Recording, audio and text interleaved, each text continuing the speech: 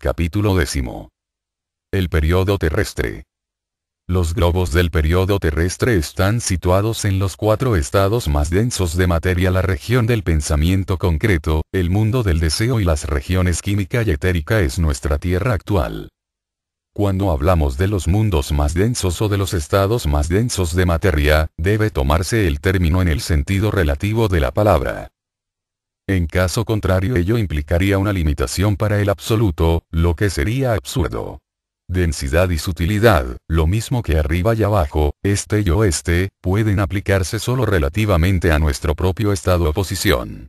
Así como hay mundos superiores y sutiles sobre los que abarca nuestra oleada de vida, así también hay estados más densos de materia que forman el campo de evolución de otras clases de seres. Ni debemos imaginarnos, tampoco, que esos mundos más densos están repartidos en el espacio. Esos mundos están interpenetrados por nuestra Tierra, análogamente como los mundos superiores interpenetran a esta última. La solidez aparente de la Tierra y de las formas que vemos en torno nuestro no pueden impedir el paso de un cuerpo más denso aún, así como el más sólido muro que construyamos no puede evitar el paso de un ser humano que viaje en su cuerpo de deseos. La solidez no es tampoco sinónimo de densidad, y buen ejemplo de ello es el aluminio, sólido que es mucho menos denso que el mercurio, lo que no impide que este último, a pesar de su densidad, se evapore y exude a través de muchos sólidos. Como que estamos en el cuarto período, tenemos actualmente 4 elementos. En el período de Saturno no había más que un elemento, el fuego, o calor, que no es más que fuego incipiente. En el segundo período, o solar, había 2 elementos, fuego y aire. En el tercer período, o lunar, había 3, con el agua que se agregó. En el cuarto, el terrestre, se añadió un cuarto elemento, la tierra. Vemos, pues, que en cada período hay un elemento más.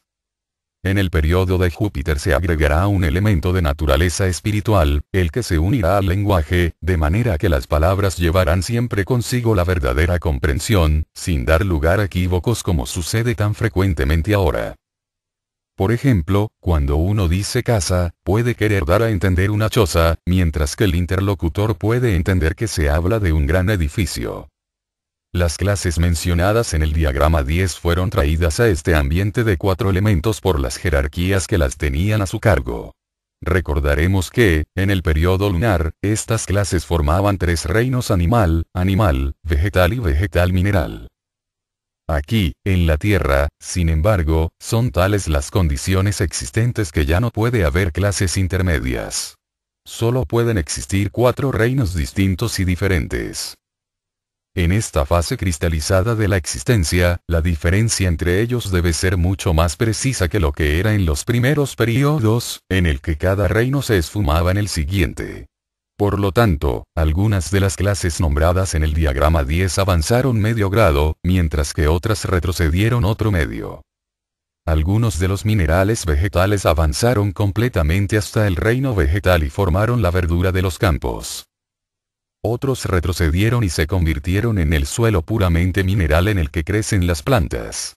De los vegetales animales, algunos se desarrollaron hasta el reino animal, y esas especies tienen todavía la sangre incolora de los vegetales. Y otras, tales como las estrellas de mar, conservan aún las 5 puntas, semejantes a los pétalos de una flor. Aquellos de la clase 2, cuyos cuerpos de deseos pudieron ser divididos en 2 partes, en cuyo caso estaban todos los de la clase 1, podían actuar en vehículo humanos, y por lo tanto, se desarrollaron en el grupo humano. Debemos recordar cuidadosamente que en los párrafos anteriores nos hemos referido a la forma, no a la vida que anima las formas. El instrumento está graduado para que sirva a la vida que lo anima. Aquellos de la clase 2, en quienes se podía efectuar la división mencionada, se elevaron hasta el reino humano, pero se le dio el espíritu interno un poco más tarde que a los de la clase 1. Por lo tanto, no están tan desarrollados como los de la clase 1 y forman, en consecuencia, las razas humanas inferiores. Aquellos cuyos cuerpos de deseos eran incapaces de división, fueron colocados en la misma división que las clases 3A y 3B, y constituyen nuestros presentes antropoides. Sin embargo, podrán seguir con nuestra evolución si alcanzan un grado de desarrollo suficiente antes del punto crítico ya mencionado, que vendrá a mediados de la quinta revolución. Si no lo consiguen hasta ese entonces, perderán todo contacto con nuestra evolución.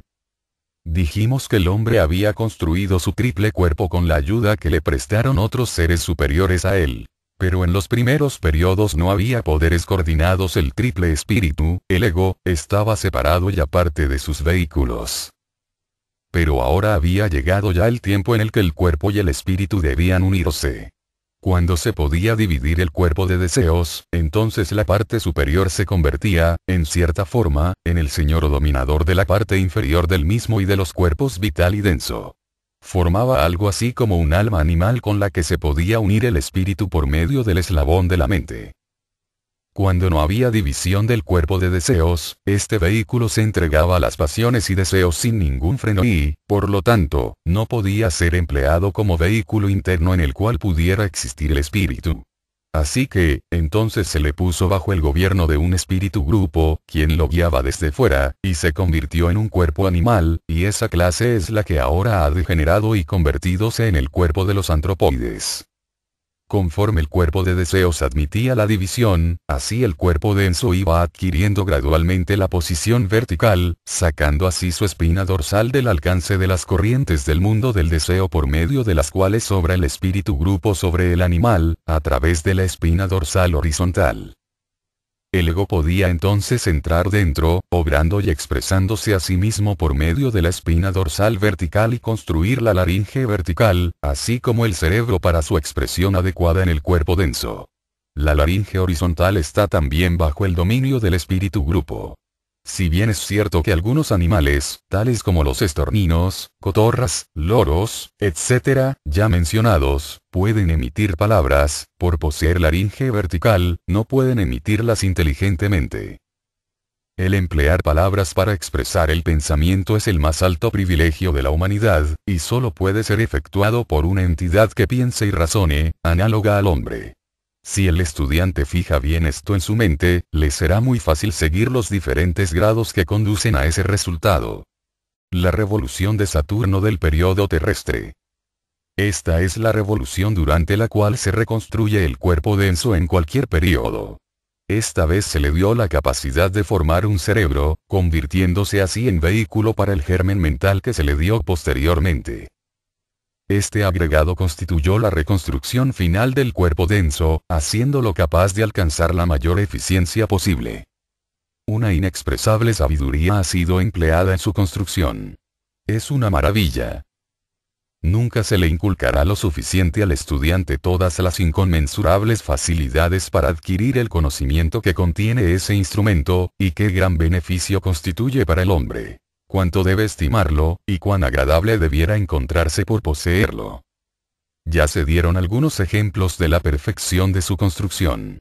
Pero, para hacer más evidente al estudiante esta gran verdad, no estará fuera de lugar el ilustrar aún más esa sabiduría y también el trabajo del ego en la sangre. Se sabe generalmente, aunque de manera vaga, que el jugo gástrico actúa sobre el alimento para producir la asimilación. Pero muy pocos, salvo los médicos, están familiarizados con el hecho de que haya muchas clases de jugos gástricos, siendo cada uno de ellos apropiado para tratar determinada clase de alimento. Las investigaciones de Pavlov, sin embargo, han establecido ese hecho más allá de toda duda que hay una clase de jugo para la digestión de la carne, otro para la leche, otro para las frutas ácidas, etc. Debido a esto es que no todas las mezclas hacen bien. La leche, por ejemplo, necesita un jugo gástrico completamente diferente del que se necesita para cualquier otro alimento, excepción hecha de los almidones, y no puede digerirse con facilidad si se mezcla con otros alimentos que no sean cereales. Únicamente esto mostraría una sabiduría maravillosa que el ego obrando subconscientemente pueda seleccionar los diferentes jugos, cada uno de ellos apropiado a los diversos alimentos que se introducen en el estómago, teniendo cada uno también la energía y cantidad necesarias para digerir. Pero lo que maravillas más aún, sin embargo, es que el jugo gástrico se filtra en el estómago antes de que el alimento entre en él. Este proceso de mezclar los jugos no lo hacemos conscientemente. La gran mayoría no sabe nada del metabolismo o de cualquier otra fase de la química. Así que no es suficiente el decir que cuando probamos lo que estamos comiendo dirigimos el proceso por medio de señales dadas por el sistema nervioso. Cuando se descubrió esa selección de los jugos gástricos, los hombres de ciencia se encontraron muy embarazados para comprender o explicar cómo se seleccionaba el jugo necesario y que éste se filtraba en el estómago antes que el alimento. Pero se demostró también más allá de toda duda que el jugo apropiado se filtraba en el estómago aunque el sistema nervioso estuviera inhibido. Por último, Starling y Baylis, en una serie de brillantes experiencias, probaron que la sangre tomaba partes infinitesimales del alimento tan pronto como éste penetraba en la boca, y las llevaba directamente a las glándulas digestivas, lo que causaba el flujo del jugo gástrico requerido. Pero esto no es más que el aspecto físico del fenómeno. Para comprenderlo por completo, debemos acudir a la ciencia oculta. Únicamente esta explica por qué la sangre lleva esa señal. La sangre es una de las más elevadas expresiones del cuerpo vital. El ego guía y controla su instrumento denso por medio de la sangre, y, por lo tanto, la sangre es también el medio empleado para obrar sobre el sistema nervioso. Durante parte de la digestión, actúa parcialmente a través del sistema nervioso, pero especialmente al comenzar el proceso digestivo actúa directamente sobre el estómago. Cuando en las experiencias específicas citadas se inhibieron los nervios, el camino directo fue la sangre, la que estaba bajo el dominio del ego y de la que derivaba la información necesaria en aquella forma. También se verá que la sangre se acumula en cualquier parte del organismo en la que el ego esté desplegando su mayor actividad. Si en cierta situación se precisa pensar y obrar rápidamente, la sangre se dirige bien pronto al cerebro. Si hay que digerir una comida copiosa, la sangre abandona la cabeza para concentrarse en los órganos digestivos. Y el ego concentra sus esfuerzos para librar al cuerpo de todo alimento inútil. Por lo tanto, un hombre no puede meditar bien después de haber comido copiosamente. Está soñoliento debido a que la mayor parte de la sangre ha abandonado el cerebro y la que queda es insuficiente para producir las funciones necesarias a la plena conciencia de vigilia. Y, además, casi todo el fluido o energía solar especializada por el vaso es absorbida por la sangre que pasa a través de ese órgano después de la comida, en mayor volumen que entre comidas. Así que también el resto del sistema se encuentra privado de fluido vital en gran extensión durante el proceso digestivo. Es el ego quien impele la sangre del cerebro. Cuando quiera que el cuerpo se va a dormir, la sangre abandona el cerebro, como puede probarse colocando a un hombre sobre un tablón balanceado. Cuando se duerme, bajará la tabla por los pies y subirá por la cabeza. Durante el coito, la sangre se agolpa en los órganos sexuales, etc. Todos estos ejemplos tienden a probar que durante las horas de vigilia, el ego obra y controla su cuerpo denso por medio de la sangre. Y la mayor porción de ella se dirige siempre a la parte del cuerpo que, en un tiempo dado, sea el sitio donde el ego esté desplegando su actividad. La reconstrucción del cuerpo denso en la revolución de Saturno del periodo terrestre tuvo por objeto el hacerlo capaz de quedar interpenetrado por la mente. Y se le dio el primer impulso para la construcción de la parte frontal del cerebro y, además, la división incipiente del sistema nervioso que, desde entonces, comenzó a hacerse aparente en sus subdivisiones el sistema voluntario y el simpático. Este último fue el único que se obtuvo en el periodo lunar. El sistema nervioso voluntario no se obtuvo sino en el actual periodo terrestre, y por su intermedio el cuerpo se transformó de un mero autómata que era, obrando solo bajo el estímulo exterior, en un instrumento extraordinariamente adaptable, capaz de ser guiado y gobernado por el ego desde adentro. El trabajo principal de tal reconstrucción fue ejecutado por los señores de la forma. Esta jerarquía creadora es la más activa en el actual periodo terrestre, así como las más activas del periodo de Saturno fueron los señores de la llama, los señores de la sabiduría en el periodo solar y los señores de la individualidad en el periodo lunar. El periodo terrestre es eminentemente el periodo de la forma, porque aquí es donde la forma, o la parte material de la evolución está en su grado más elevado o en un estado más pronunciado. Aquí es donde el espíritu está más abandonado y cohibido, y la forma es el factor más dominante. Y de aquí el predominio de los señores de la forma. La revolución solar del periodo terrestre. Durante esta revolución se reconstruyó el cuerpo vital con objeto de acomodarlo a la mente germinal. El cuerpo vital tomó una forma más parecida al cuerpo denso, de manera que se encontrara en las condiciones necesarias para poder ser empleado como el más denso vehículo durante el periodo de Júpiter, cuando el cuerpo denso se haya espiritualizado, como se explicará más tarde en esta obra.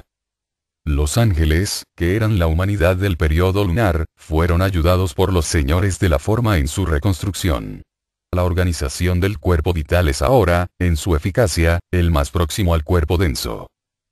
Algunos que han escrito sobre este asunto afirman que solo es un eslabón, y sostienen que no es más que el molde del cuerpo denso y no un vehículo separado. Si bien no deseamos criticarlos, y si bien admitimos también que esa formación parece ser justificada por el hecho de que el hombre, en su estado actual de evolución, no puede ordinariamente emplear su cuerpo vital como un vehículo independiente, porque siempre permanece con el cuerpo denso y extraerlo de él en total causaría la muerte de éste, consta, sin embargo, que hubo un tiempo en el que no estaba tan firmemente incorporado con el último, como veremos muy pronto. Durante las épocas de la historia de la Tierra, que han sido llamadas Lemúrica y Atlántida, el hombre era un clarividente involuntario, y precisamente la falta de conexión entre el cuerpo denso y el vital era lo que producía ese fenómeno. Los iniciadores de ese tiempo ayudaban al candidato a perder esa conexión aún más marcadamente, como en el clarividente voluntario. Desde entonces el cuerpo vital se entretejió mucho más firmemente con el cuerpo denso en la mayoría de los hombres, pero no en los sensitivos. Esa falta de conexión es lo que constituye la diferencia entre el psíquico y el hombre corriente que está inconsciente de todo lo que no sean impresiones de sus 5 sentidos. Todos los seres humanos tienen que pasar a través de ese periodo de estrecha relación entre sus vehículos y experimentar la consiguiente limitación de conciencia. Hay, por lo tanto, 2 clases de sensitivos: los que aún no se han sumergido firmemente en la materia, como por ejemplo, la mayoría de los hindúes, los indios, etc., que poseen cierto grado de clarividencia o que son sensibles a los sonidos de la naturaleza, y aquellos que van a la vanguardia de la evolución. Estos últimos están surgiendo del pináculo de la materialidad, y pueden dividirse en 2 clases, una de las cuales se desarrolla de una manera pasiva, sin energías. Por medio de la ayuda de los otros vuelven a despertar el plexo solar u otros órganos relacionados con el sistema nervioso involuntario. Por lo tanto, son clarividentes involuntarios, mediums que no tienen gobierno alguno sobre su facultad. Han retrocedido. La otra clase está compuesta por los que voluntariamente desarrollan los poderes vibratorios de los órganos relacionados actualmente con el sistema nervioso voluntario, y de esta manera se convierten en ocultistas ejercitados, que dominan sus propios cuerpos y ejercen la facultad de la clarivisión a su propia voluntad. En consecuencia, se les denomina clarividentes voluntarios. En el periodo de Júpiter, el hombre funcionará en su cuerpo vital de igual manera como funciona ahora en su cuerpo denso. Y como ningún desarrollo es súbito en la naturaleza, el proceso de separar los 2 cuerpos ha comenzado ya. El cuerpo vital alcanzará un grado mucho mayor de eficiencia que el que tiene actualmente el cuerpo denso. Como que es un vehículo mucho más flexible, el espíritu podrá, entonces, usarlo de una manera imposible de realizar con nuestro vehículo denso actual. La revolución lunar del periodo terrestre. En él se recapituló el periodo lunar y muchas de sus condiciones prevalecen aunque en grado superior como las obtenidas en el globo D de aquel periodo.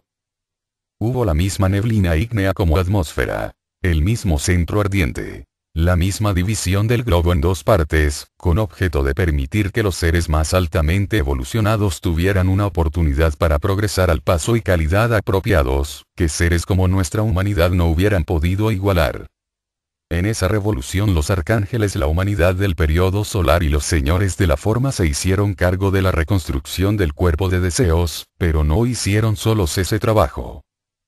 Cuando se verificó la separación del globo en 2 partes, hubo una división semejante en los cuerpos de deseos de algunos de los seres evolucionantes.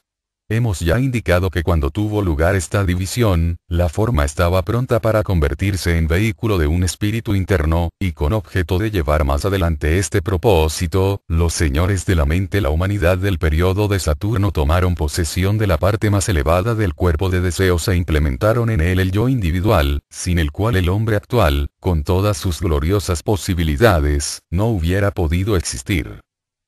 Así que en la última parte de la revolución lunar, el primer germen de la personalidad individual quedó implantado en la parte superior del cuerpo de deseos por los señores de la mente. Los arcángeles continuaron obrando sobre la parte inferior del cuerpo de deseos, dándole los deseos puramente animales. Fueron ellos también los que trabajaron sobre el cuerpo de deseos cuando no había división alguna sobre él. Algunos de esos arcángeles se convirtieron en los vehículos del espíritu grupo animal, que trabajan en ellos desde fuera, y nunca penetran del todo dentro de las formas animales, como el espíritu individual lo hace dentro del cuerpo humano. Durante el periodo terrestre se reconstruyó el cuerpo de deseos con objeto de hacerlo capaz de quedar interpenetrado por la mente germinal, cosa que se efectuó en todos aquellos cuerpos de deseos que admitían la división ya mencionada. Como se explicó ya anteriormente, el cuerpo de deseos es un ovoide inorganizado que tiene el cuerpo denso en su centro como una mancha oscura, así como la clara del huevo rodea a la yema. Hay cierto número de centros sensoriales perceptores que han ido apareciendo desde el principio del periodo terrestre. En el hombre ordinario esos centros parecen remolinos en una corriente, y no están despertados, y, por consiguiente, su cuerpo de deseos no tiene utilidad alguna para él como vehículo independiente o separado de conciencia. Pero cuando esos órganos sensoriales perceptores se despiertan, entonces brillan como vórtices en rapidísima rotación. Periodo de reposo entre revoluciones. Anteriormente hemos hablado únicamente de las noches cósmicas, que tienen lugar entre los periodos. Sabemos que hubo un intervalo de reposo y asimilación entre los periodos de Saturno y solar, otra noche cósmica entre los periodos solar y lunar, etc. Pero además de estas hay también intervalos de reposo entre revoluciones. Podemos comparar los periodos con las diferentes encarnaciones del hombre. La noche cósmica que tiene lugar entre ellos a los intervalos entre la muerte y el nuevo nacimiento. Y el intervalo de reposo entre revoluciones, al periodo de reposo del sueño de cada noche, es decir, entre 2 días. Cuando la noche cósmica llega, todas las cosas manifestadas se resuelven en una masa homogénea. El cosmos se convierte nuevamente en caos. Este retorno periódico de la materia a la substancia primordial es lo que habilita al espíritu para evolucionar. Si el proceso de cristalización de la manifestación activa continuara indefinidamente, ofrecería un obstáculo insuperable al progreso del espíritu. Cada vez que la materia se ha cristalizado hasta el punto en que se hace demasiado pesada y dura para que el espíritu pueda obrar en ella, éste se retira para recuperar su energía, ya exhausta, así como un taladro que haya estado agujereando metales muy duros llega a pararse, y entonces se guarda durante algún tiempo para que se recupere. Libre ya de la energía cristalizante del espíritu evolucionante, las fuerzas químicas de la materia convierten el cosmos en caos, restaurando a la materia a su estado primitivo, de manera que nuevamente puedan comenzar la obra los espíritus virginales regenerados, cuando llegue la aurora de un nuevo día de manifestaciones.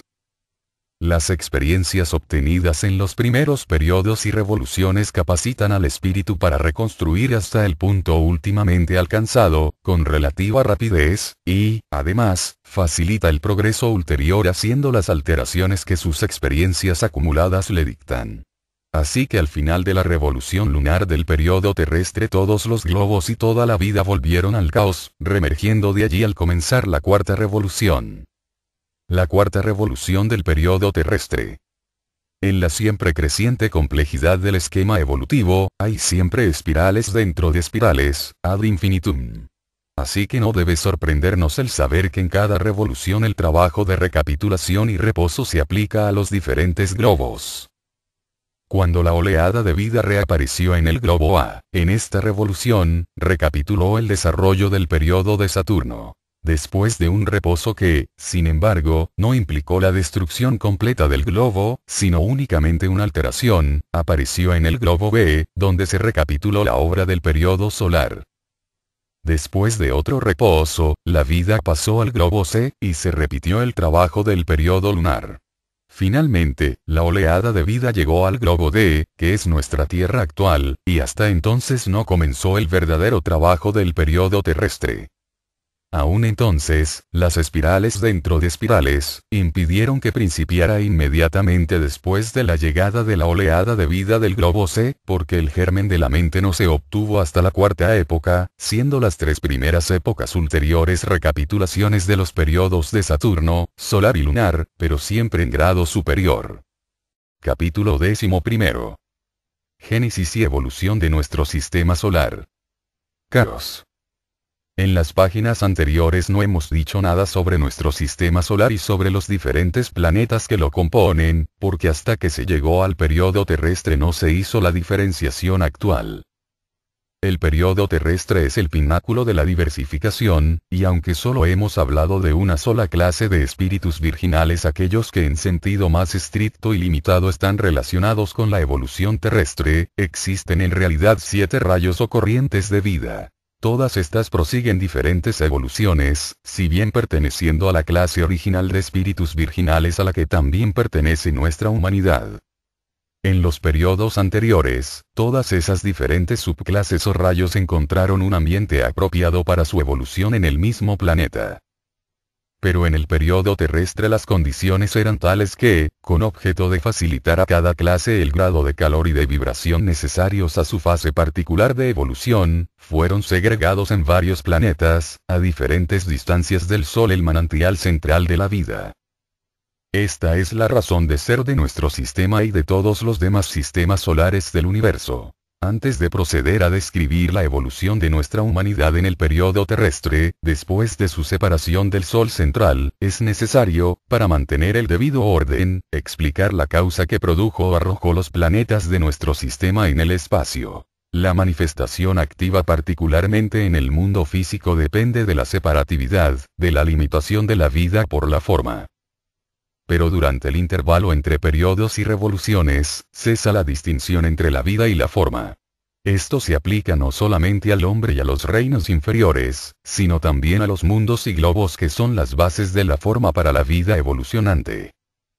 Únicamente subsisten los átomos simientes y el núcleo o centro de los globos o mundos. Todo lo demás es una substancia homogénea. No hay más que un solo espíritu compenetrando todo el espacio. La vida y la forma, sus polos positivo y negativo son uno. Este estado es lo que la mitología griega llamó caos. La antigua mitología escandinava y teutónica lo llama Ginnungagap, que estaba limitado por el norte con el frío y nebuloso Niflheim, la tierra de la humedad y de la neblina, y por el sus por el ardiente Muspelheim. Cuando el calor y el frío penetraron en el espacio que ocupaba el caos o Ginnungagap, produjeron la cristalización del universo visible. La Biblia también emite esa idea del espacio infinito como predecesora de la actividad del espíritu. En nuestros tiempos presentes de materialismo, hemos perdido desgraciadamente la idea de todo lo que está detrás de esa palabra espacio. Nos hemos acostumbrado a hablar del espacio vacío o de la gran nada del espacio, y hemos perdido completamente el inmenso y santo significado de aquella palabra y, en consecuencia, somos incapaces de la reverencia que esa idea de espacio y caos debiera inspirar en nuestros pechos. Para los Rosacruces, lo mismo que para cualquiera otra escuela oculta, no existe nada semejante a eso del vacío o la nada del espacio. Para ellos, el espacio es espíritu en su forma atenuada, mientras que la materia es espacio cristalizado o espíritu. El espíritu manifestado es dual. Lo que vemos como forma es la manifestación negativa del espíritu, cristalizado e inerte. El polo positivo del espíritu se manifiesta como vida, galvanizando la forma negativa y llevándola a la acción. Pero ambos, la vida y la forma, son originarios del espíritu, del espacio, del caos. Para darnos una idea, tomemos de la vida diaria, como aclaración, el ejemplo de la incubación de un huevo. El huevo está lleno con un fluido moderadamente viscoso. Este fluido está sujeto al calor, y de esa substancia fluídica, blanda, al incubarse, sale un pollo, con sus huesos duros y su carne relativamente dura también, cubierto de plumitas duras hasta cierto punto. Y si un pollo vivo puede surgir de un fluido inerte, de un huevo, sin que se le agregue la menor substancia exterior, es absurdo pretender que el universo es espacio cristalizado o espíritu. No hay duda alguna de que esta afirmación parecerá absurda a muchas personas. Pero, por otra parte, esta obra no ha sido escrita para convencer al mundo en general de que esas cosas son. Ha sido escrita para aquellos que instintivamente sienten que esas cosas deben ser así y para ayudarles a ver la luz en ese gran misterio del mundo, que el autor le ha sido permitido mirar. El objeto especial por el momento es demostrar que el espíritu es activo en todo el tiempo, en una forma durante la manifestación y en otra durante el caos.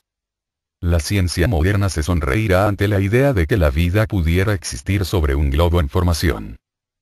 Esto es debido a que la ciencia no puede concebir la forma, salvo sólida y tangible, conocible por alguno de nuestros 5 sentidos. El ocultista, de acuerdo con las definiciones dadas sobre la vida y la forma, sostiene que la vida puede existir independientemente de la forma concreta. Pueden existir formas no perceptibles a nuestros actuales sentidos limitados, independientes de las leyes que rigen el estado actual, concreto, de la materia. Es cierto que la teoría nebular sostiene que toda existencia, es decir, todas las formas, mundos del espacio y cualquier cosa que pueda haber en ellos ha surgido de la nebulosa ígnea, pero no reconoce el hecho ulterior sostenido por la ciencia oculta que la nebulosa ígnea es espíritu. Y tampoco reconoce que toda la atmósfera que nos rodea, que el espacio interplanetario, es espíritu, y que existe un intercambio constante en todo momento, la forma disolviéndose en espacio y el espacio cristalizándose en forma. El caos no es un estado que haya existido en el pasado y que ahora haya desaparecido completamente. Él es todo cuanto nos rodea actualmente.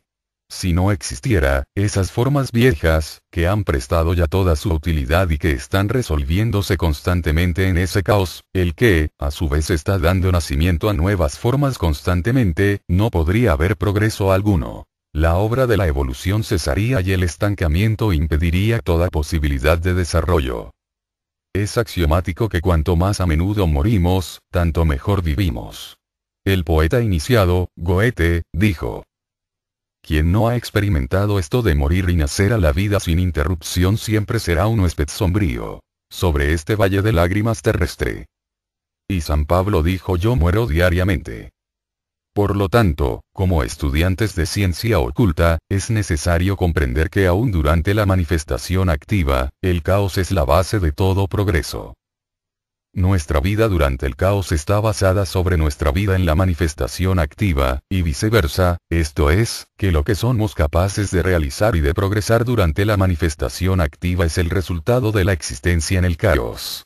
El intervalo entre los periodos y revoluciones es, en realidad, mucho más importante para el crecimiento del alma que la existencia concreta, si bien esta última es la base de la primera, y, por lo tanto, no podemos pasarnos sin ella. La importancia del intervalo caótico reside en el hecho de que durante ese periodo, las entidades evolucionantes de todas clases están tan estrechamente unidas, que en realidad son una. En consecuencia, las que tienen poco desarrollo durante la manifestación están en estrecho contacto con los seres más altamente desarrollados, y de esta manera experimentan y se benefician de una vibración superior a la suya propia. Eso les permite sobrevivir y asimilar sus pasadas experiencias de una manera imposible cuando estaban limitados por la forma. Ya vimos el beneficio que reporta el espíritu del hombre, el intervalo entre la muerte y el nuevo nacimiento. Allí existe todavía la forma, si bien mucho más atenuada que la del cuerpo denso. Pero en la noche cósmica y en los intervalos de reposo entre periodos y revoluciones, en los que hay entera liberación de toda forma, el beneficio resultante de todas las experiencias pasadas puede asimilarse más eficazmente. Tenemos una palabra que originalmente se empleó para expresar la idea del estado de las cosas entre manifestaciones. Esta palabra, sin embargo, ha sido tan usada en sentido material que ha perdido su significado primitivo. Dicha palabra es gas. Podrá creerse que esta es una palabra muy antigua, y que casi siempre se ha empleado como sinónimo de un estado de materia más ligero que los líquidos. Pero este no es el caso. Esa palabra fue empleada por primera vez en Física, obra aparecida en 1633, escrita por Comenius, un Rosacruz. Comenius no se denominaba a sí mismo un Rosacruz. Ningún verdadero hermano lo hace públicamente. Únicamente los Rosacruces conocen al hermano Rosacruz. Ni aun los más íntimos amigos o familia conocen la relación de un hombre con la orden. Únicamente los iniciados conocen a los escritores del pasado que fueron Rosacruces, porque siempre a través de sus obras brillan las inconfundibles palabras, frases y signos indicativos del profundo significado que permanecía oculto para los no iniciados. La fraternidad Rosacruz está compuesta por estudiantes de las enseñanzas de la orden, que se están dando ahora públicamente, debido a que la inteligencia del mundo está desarrollándose hasta un punto necesario para su comprensión. Esta obra es uno de los primeros fragmentos de los conocimientos rosacruces que se dan públicamente. Todo cuanto se ha impreso como tal, antes de unos cuantos años pasados ha sido la obra de charlatanes o de traidores. Los rosacruces tales como Paracelso, Comenius, Bacon, Elmond y otros, han dado vislumbres en sus obras y han influido en otros.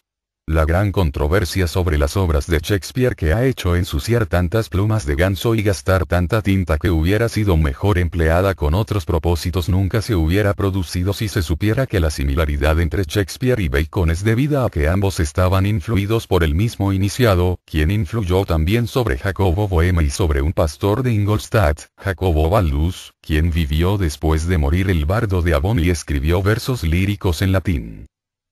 Si el primer poema de Jacobo Baldus se lee con cierta clave, se encontrará que leyendo las líneas de abajo arriba aparecerá la siguiente sentencia: anteriormente hablé al otro lado del mar por medio del drama.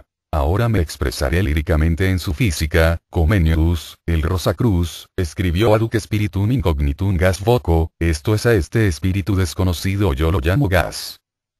Más adelante dice en la misma obra ese vapor que yo he llamado gas no hace mucho tiempo que ha sido sacado del caos de que hablaban los antiguos. Debemos aprender a pensar en el caos como si fuera espíritu de Dios, que compenetra todo el infinito. Y según la máxima oculta, se verá entonces con su verdadera luz que el caos es el semillero del cosmos, y ya no volveremos a admirarnos de que se pueda sacar algo de la nada. Mantiene en sí mismo los gérmenes de todo cuanto existe durante una manifestación física, si bien, no completamente todo. Porque del maridaje del caos con el cosmos se produce cada vez algo nuevo que no existía antes. Algo que anteriormente no se veía, que estaba latente. El nombre de ese algo es genio. La causa de la epigénesis. En todos los reinos aparece. Es la expresión del espíritu progresivo del hombre, del animal, de la planta. El caos es, por lo tanto, un nombre santo. Un nombre que significa la causa de todo lo que vemos en la naturaleza e inspira un sentimiento de devoción a todo ocultista probado, desarrollado, sincero. Él contempla el mundo visible de los sentidos como una revelación de las potencialidades ocultas del caos. Nacimiento de los planetas. Para que el hombre pudiera expresarse en el mundo físico denso, era necesario desarrollar un cuerpo denso apropiado. En un mundo como este, su cuerpo debe tener piernas, órganos diversos y un sistema muscular que le permita moverse, así como un cerebro que dirija y coordine sus movimientos. Si las condiciones hubieran sido diferentes, el cuerpo se hubiera modificado en armonía con ellas. Es necesario, para todos los seres, elevados o inferiores en la escala de la existencia, el poseer vehículos para expresarse en cualquier mundo en el que deseen hacerlo. Hasta los 7 espíritus ante el trono deben poseer esos apropiados vehículos, que, por supuesto, son diferentes para cada uno de ellos. Colectivamente, ellos son dioses y forman la Trinidad Suprema, manifestándose ésta de diferentes maneras a través de cada uno de aquellos. No existe contradicción alguna en atribuir diferentes números a Dios. No pecamos contra la unidad de la luz por el hecho de que distingamos los 3 colores primarios en los que se divide aquella. La luz blanca del sol contiene los 7 colores del espectro. Los ocultistas distinguen hasta 12 colores, habiendo 5 entre el rojo y el violeta, marchando en una dirección alrededor del círculo, además del rojo, anaranjado, amarillo, verde, etc., del espectro visible. 4 de esos colores son indescriptibles, pero el quinto, el que está en medio de esos 5, es parecido en su tinte al de una flor de melocotonero recién abierta. En realidad, es del color del cuerpo vital. Los clarividentes que tratan de describirlo como gris azulado o gris rojizo están tratando de describir un color que no tiene equivalente alguno en el mundo físico y se ven obligados, en consecuencia, a emplear los términos más aproximados que les proporciona nuestro lenguaje. Quizás el color mejor que otra cosa cualquiera nos permita concebir la unidad de Dios con los 7 espíritus delante del trono. Véase por lo tanto, el diagrama 11. Vemos en él un triángulo blanco rodeado de un fondo negro. El blanco es sintético, conteniendo todos los colores en sí mismo, así como Dios contiene dentro de sí mismo todas las cosas de nuestro sistema solar. Dentro del triángulo hay 3 círculos azul, rojo y amarillo, respectivamente. Todos los demás colores son simples combinaciones de esos 3 colores primarios. Esos círculos corresponden a los 3 aspectos de Dios, que no tienen principio y que terminan en Dios. Si bien solo se exteriorizan durante la manifestación activa. Cuando se entremezclan esos 3 colores, según se ve en el diagrama, aparecen 4 colores adicionales, los 3 colores secundarios siendo cada uno la mezcla de 2 colores primarios, y un color índigo que contiene toda la gama de colores, formando en total los 7 colores del espectro. Esos colores representan los 7 espíritus que están ante el trono. Los colores son diferentes, como lo son también los 7 espíritus, y tiene cada uno una misión diferente en el reino de Dios nuestro sistema solar. Los 7 planetas que giran en torno del Sol son los cuerpos densos de los 7 genios planetarios. Sus nombres son Urano, con un satélite. Saturno, con 8 lunas. Júpiter, con 4 lunas. Marte, con 2 lunas. La Tierra con su luna. Venus y Mercurio. Los cuerpos son siempre apropiados para el propósito que tiene que servir, y de ahí que los cuerpos densos de los 7 espíritus planetarios sean esféricos, siendo esa forma la que se adapta mejor a la enorme velocidad con la que viajan en el espacio. La Tierra, por ejemplo, viaja a una razón de 66.000 millas 106.194 kilómetros por hora en su órbita. El cuerpo humano tuvo en el pasado diferente forma de la que tiene actualmente, y también distinta de la que tendrá en el futuro. Durante la involución era, aproximadamente esférico, como lo es todavía durante la vida antenatal, porque su desarrollo intrauterino es una recapitulación de los pasados estados evolutivos. En ese estado organismo se desarrolla como esfera, porque durante la involución las energías del hombre eran dirigidas hacia adentro, para la construcción de sus propios vehículos, así como el embrión se desarrolla dentro de la esfera del útero. Los cuerpos denso y vital del hombre se han hecho rectos. Pero sus vehículos superiores retienen todavía su forma ovoide. En el cuerpo denso del cerebro director y coordinador está situado en una extremidad. Esa es la posición menos favorable para tal órgano. Se precisa demasiado tiempo para que los impulsos de una extremidad a otra, de la cabeza a los pies o viceversa, lleguen al cerebro. En caso de quemaduras, la ciencia ha demostrado que se pierde mucho tiempo, quedando el cutis afectado antes de que el mensaje pueda llegar a la parte afectada hasta el cerebro y volver de nuevo. Esta imperfección quedaría disminuida grandemente si el cerebro estuviera en el centro del cuerpo. Las sensaciones y sus respuestas correspondientes podrían recibirse y transmitirse mucho más rápidamente. En los planetas esféricos, el espíritu planetario dirige los movimientos de su vehículo desde el centro. El hombre futuro se redondeará nuevamente, como se ve en el diagrama 12. Se convertirá en una esfera, lo que le proporcionará muchas facilidades para moverse en todas direcciones y, por supuesto, para combinar movimientos simultáneos.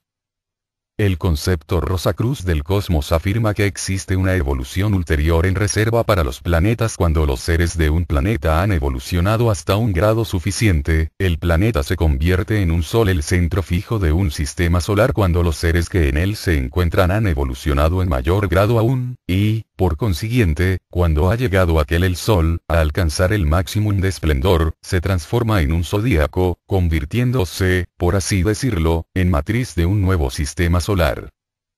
En esa forma, las grandes huestes de seres divinos que, hasta entonces, estaban confinadas en el Sol, adquieran libertad de acción sobre un número mayor de estrellas, desde las cuales pueden afectar de diversas maneras al sistema que está dentro de su propia esfera de influencia. Los planetas o mundos que llevan humanidad, dentro del zodíaco, están sufriendo constantemente la acción de esas fuerzas, pero en varias maneras, de acuerdo con el estado que hayan alcanzado en su evolución. Nuestro Sol no pudo convertirse en un Sol hasta que arrojó de sí a todos los seres que no estaban suficientemente evolucionados como para soportar el elevado grado de vibración y la gran luminosidad de los seres que estaban calificados para aquella evolución. Todos los demás seres que se encuentran sobre los diversos planetas habrían sido consumados si se hubieran quedado en el Sol. Este Sol visible, aunque es el campo de evolución de seres muy por encima del hombre, no es, sin embargo, de ninguna manera, el padre de los otros planetas, como lo supone la ciencia. Al contrario, él mismo es una emanación del Sol central, que es la fuente invisible de todo lo que es nuestro sistema solar. Nuestro Sol visible no es sino un espejo en el que se reflejan los rayos de energías del Sol espiritual. El Sol real es tan invisible como el hombre real. Urano fue el primer planeta arrojado de la nebulosa cuando comenzó su diferenciación en el caos, al alborear el periodo terrestre. No había luz alguna, excepto la luz confusa del zodíaco. La vida que partió con Urano sigue más bien un camino hacia atrás, y se dice que evoluciona, pero muy lentamente. Saturno fue el planeta que se expulsó después. Es el campo de evolución para la vida que está en el estado de evolución correspondiente al periodo de Saturno. Este planeta se diferenció antes de la ignición de la nebulosa y como todas las nebulosas que pasan a través del periodo de Saturno evolutivo no era fuente de luz sino únicamente un reflector. Poco después se diferenció Júpiter, cuando la nebulosa estaba ya en ignición. El calor de Júpiter no es tan grande como el del Sol, Venus o Mercurio. Pero, debido a su inmenso volumen, puede retener su calor, y, por lo tanto, es un campo de evolución muy conveniente para seres muy desarrollados. Corresponde al estado que alcanzará la Tierra en el periodo de Júpiter. Marte es un misterio y solamente pueden darse muy ligeras informaciones sobre él. Podemos decir, sin embargo, que la vida de Marte es de una naturaleza muy atrasada, y que los llamados canales no son excavaciones de la superficie del planeta. Son corrientes semejantes a las que pasaban sobre el planeta nuestro en la época Atlante, y los residuos de ellas pueden observarse en las auroras boreales y australes. El cambio de los canales marcianos observados por los astrónomos queda así explicado. Si fueran realmente canales, no podrían de ningún modo estar cambiando, pero sí pueden derivar las corrientes que emanan de los polos de Marte. La Tierra, incluyendo a la Luna, fue arrojada después desde el Sol. Por último, Venus y Mercurio. A estos y a Marte nos referiremos más tarde al tratar de la evolución del hombre sobre la Tierra, y no necesitan mayores consideraciones por el momento. Cuando un planeta tiene lunas, indica que hay algunos seres en la oleada de vida que están evolucionando en ese planeta, que están demasiado rezagados para continuar en la evolución de la oleada de vida principal, y han tenido que ser arrojados del planeta para evitar que estorben el progreso de los adelantados o precursores. Y tal es el caso con los seres que habitan nuestra luna. En el caso de Júpiter, se supone probable que los habitantes de 3 de sus 4 lunas podrán eventualmente reunirse a la evolución de su planeta padre. Pero se cree seguro que la cuarta luna es una octava esfera, análoga a nuestra propia luna, en la que la retrogradación y la desintegración de los vehículos ya adquiridos son debidas a la demasiada adherencia a la existencia material por parte de los mismos seres evolucionantes que se han llevado a sí mismos a tan deplorable fin. Neptuno y sus satélites no pertenecen propiamente a nuestro sistema solar. Los demás planetas o mejor dicho, sus espíritus ejercen influencia sobre toda la humanidad. Pero la influencia de Neptuno está restringida a una clase especial, los astrólogos. El autor, por ejemplo, ha sentido varias veces su influencia de manera muy marcada. Cuando los rezagados que han estado evolucionando desterrados en alguna luna han alcanzado su puesto correspondiente, y han vuelto al planeta paterno, o cuando una retrogradación continuada ha causado la completa desintegración de sus vehículos, la luna abandonada comienza también a disolverse. El impulso inicial del elemento espiritual que la lanzó a una órbita fija por milenios también después de haber sido abandonada, y desde el punto de vista físico-material, puede parecer aún un satélite del planeta que rodea. No obstante, según transcurra el tiempo y la fuerza de atracción ejercida por el planeta padre disminuya, su órbita se ensanchará hasta alcanzar el límite del sistema solar. Entonces estalla en el espacio interplanetario y se disuelve en el caos. La expulsión de tales mundos, que son semejantes a la escoria, es análoga a la manera en que un cuerpo extraño y duro introducido en el sistema humano, se escurre y sale a través de los músculos hacia la piel. Los asteroides ilustran este punto. Son fragmentos de lunas que un día rodearon a Venus y Mercurio. Los seres confinados un día sobre ellos son conocidos esotéricamente con los nombres de señores de Venus y señores de Mercurio, y han alcanzado su perdido desarrollo en su mayor parte por el servicio efectuado con la humanidad, como después será relatado, y ahora se hallan salvos en su planeta progenitor, mientras que las lunas que ellos habitaron provisionalmente han sido desintegradas parcialmente y se hallan ya fuera de la órbita de la Tierra. Hay otras lunas aparentes en nuestro sistema. Pero el concepto Rosacruz del cosmos no las tiene en cuenta, por hallarse más allá del campo de la evolución. Capítulo 12. Evolución de la Tierra. La época polar. Mientras el material que ahora forma la Tierra era todavía parte del Sol, se encontraba, por supuesto, en estado ígneo, ardiente. Pero como el fuego no quema al espíritu, la evolución humana comenzó enseguida, estando confinada especialmente a la región polar del Sol. Los seres más desarrollados, que debían convertirse en hombres, fueron los primeros en aparecer. Las substancias que ahora componen la Tierra estaban en fusión y la atmósfera era gaseosa. Sin embargo, el hombre recapituló su estado mineral nuevamente. De esa sustancia sutil, química, del Sol, construyó el hombre su primer cuerpo mineral, ayudado por los señores de la forma. Si se objetara que el hombre no puede construir nada inconscientemente, el caso de maternidad puede servir de respuesta.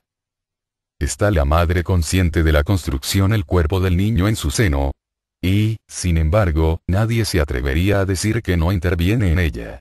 La única diferencia es que la madre construye el cuerpo para el niño inconscientemente, mientras que el hombre lo construía para sí mismo. El primer cuerpo denso del hombre no se parecía ni remotamente a su actual vehículo tan espléndidamente organizado. Tal perfección ha sido conseguida al cabo de miríadas de años.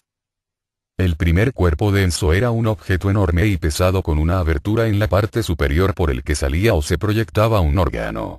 Era una especie de órgano de orientación y dirección. En el transcurso del tiempo el cuerpo denso y el órgano se unieron más estrechamente, y éste se condensó un tanto. Si se acercaba demasiado a sitios de mayor calor que el que podía soportar, se dilataba. Con el tiempo, el órgano se fue haciendo sensitivo hasta el punto que señalaba el peligro, y entonces el cuerpo denso se movía automáticamente a un lugar más seguro. Este órgano ha degenerado ahora en lo que se llama glándula pineal. Algunas veces se le llama el tercer ojo.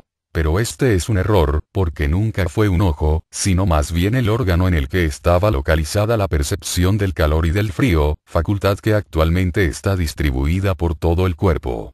Durante la época polar, dicho sentido estaba localizado en esa forma, así como la visión lo está actualmente en los ojos y el del oído en el órgano del mismo nombre. La extensión del sentido perceptivo de sensación desde aquel tiempo, indica la manera como el cuerpo denso total se desarrolla. Y llegará un tiempo también en el que cualquier parte del cuerpo podrá percibir todas las cosas. Los sentidos de la vista y del oído se extenderán a todo el cuerpo, como lo está actualmente el tacto. El hombre será entonces todo ojos y oídos. Los sentidos especializados indican limitación.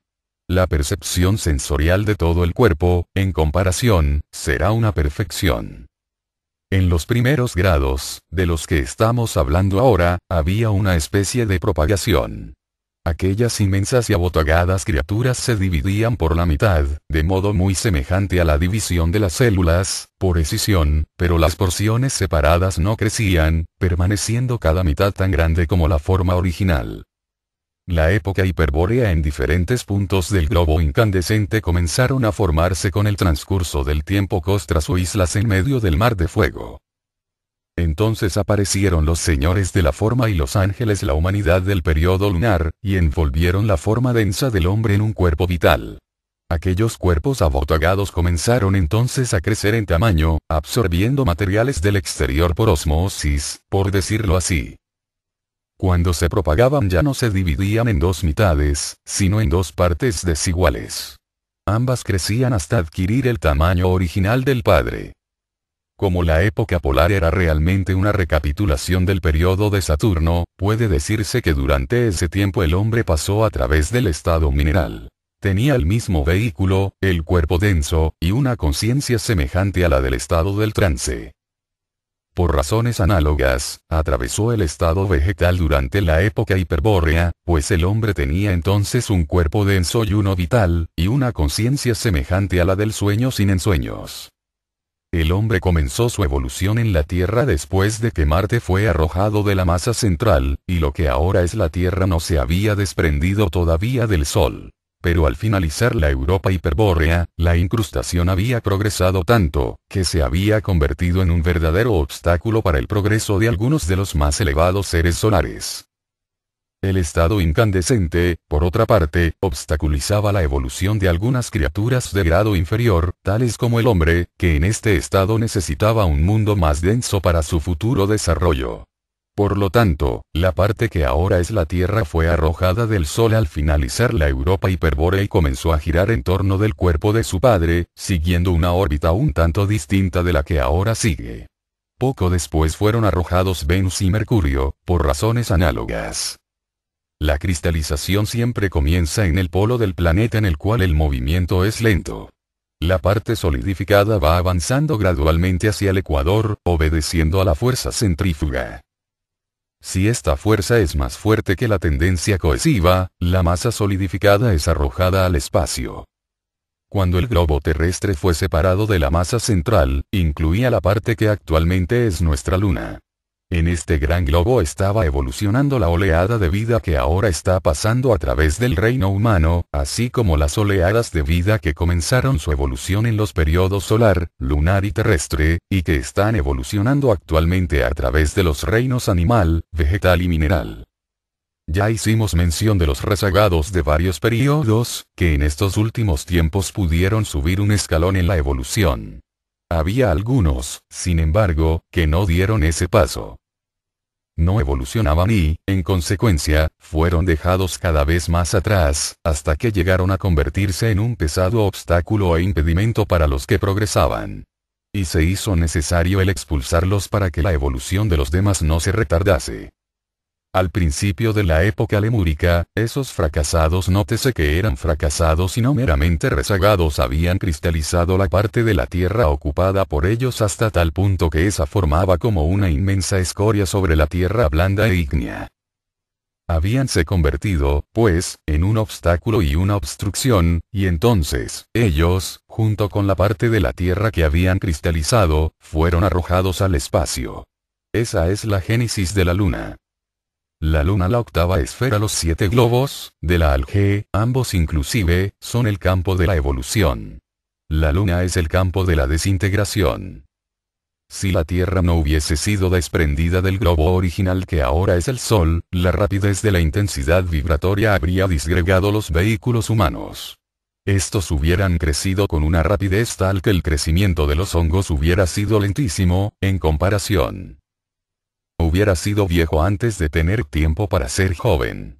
Que ese es el efecto de demasiado sol, se ve en la rapidez con que se crece en los trópicos, en los que se alcanza la madurez y la decrepitud antes que en el norte.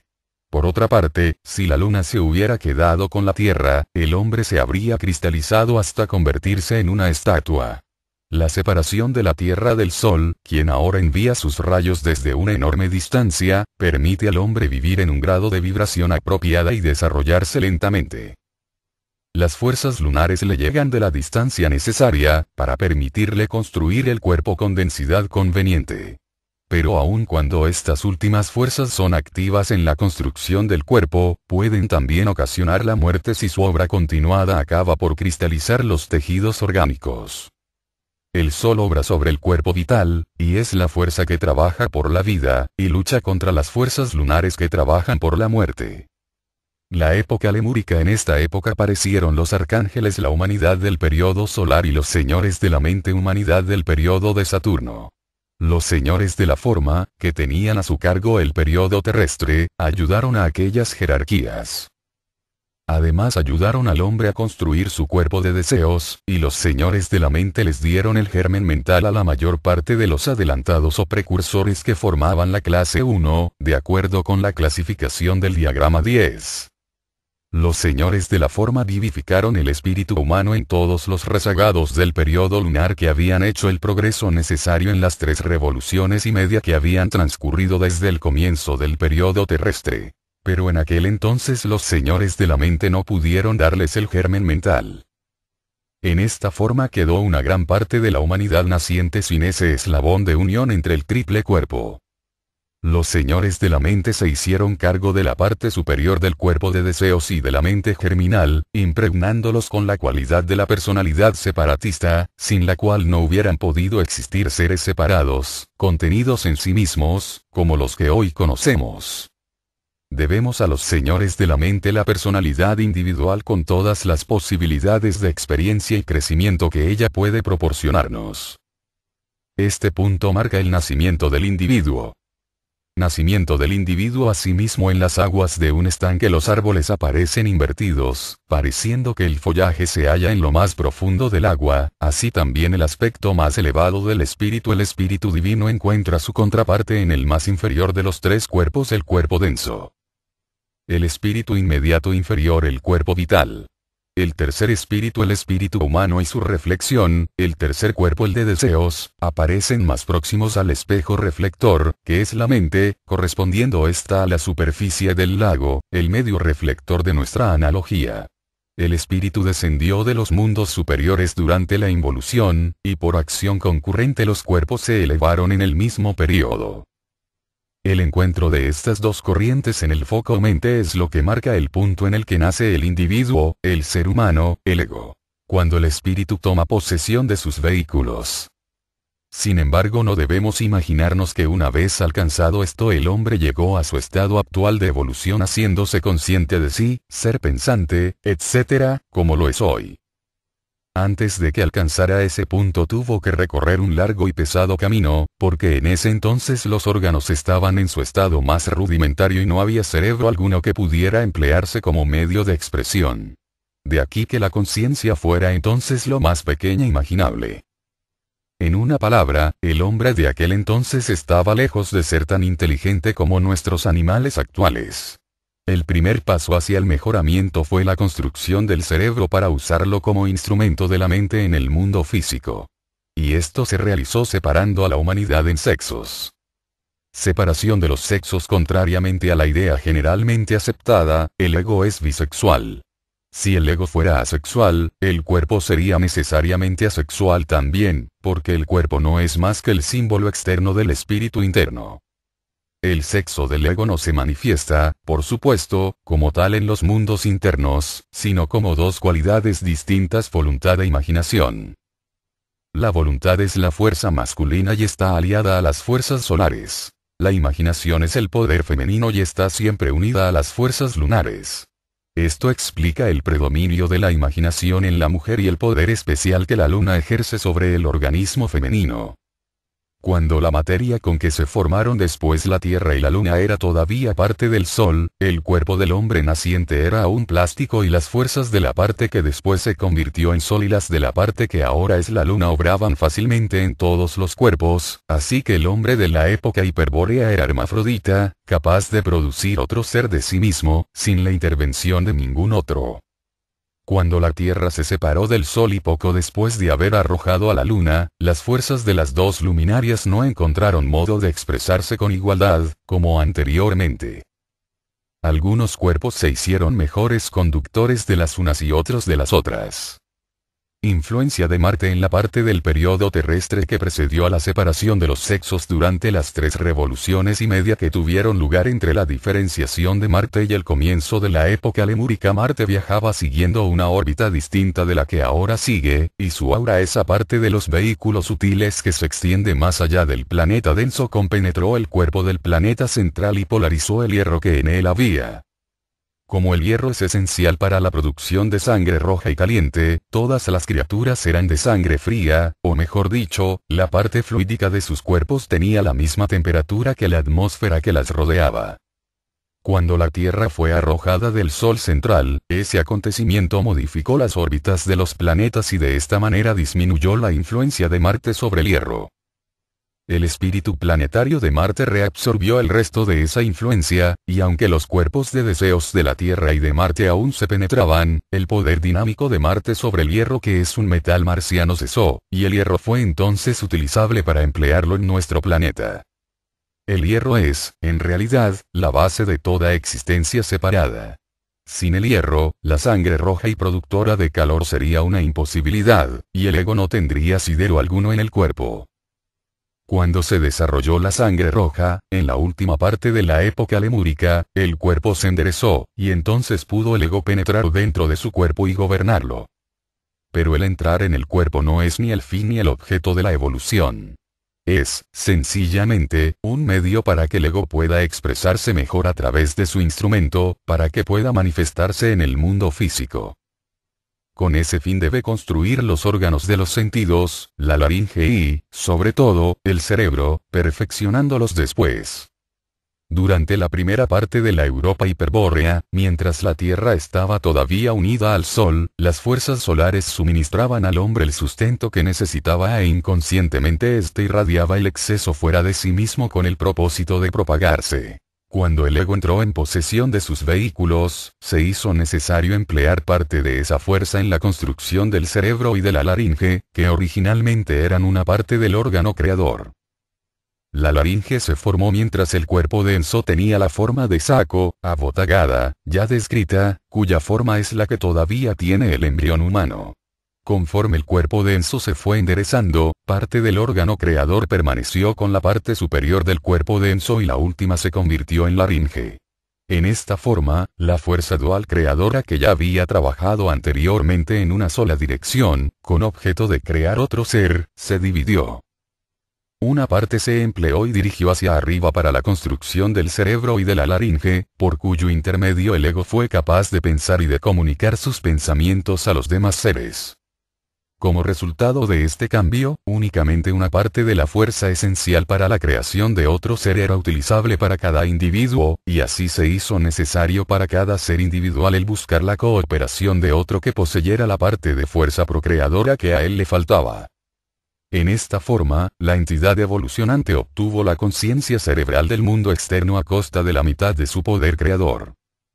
Antes de entonces el individuo usaba en sí las 2 partes de ese poder para exteriorizar otro ser. Como resultado de esa modificación, adquirió, sin embargo, el poder de crear y de expresar pensamientos. Antes de ello era un creador en el mundo físico solamente. Después obtuvo la capacidad de crear en los 3 mundos. Las razas y sus guías. Antes de entrar a considerar en detalle la evolución de los lémures, será conveniente dar un vistazo general a las razas y sus guías. Algunas obras muy estimables sobre ocultismo, que han traído al público las enseñanzas de la sabiduría oriental, contienen, sin embargo, ciertos errores, debido a haber interpretado mal las enseñanzas los que tuvieron la felicidad de recibirlas. Todos los libros no escritos directamente por los hermanos mayores están sujetos a tales errores. Considerando las muchas y extremadas complicaciones del asunto, lo maravilloso no es que se cometan errores, sino que se cometan con tan poca frecuencia. Por lo tanto, el autor no tiene la menor intención de criticar, reconociendo que más numerosos y más graves errores pueden haberse deslizado en esta obra, debido a su concepción errónea de la enseñanza.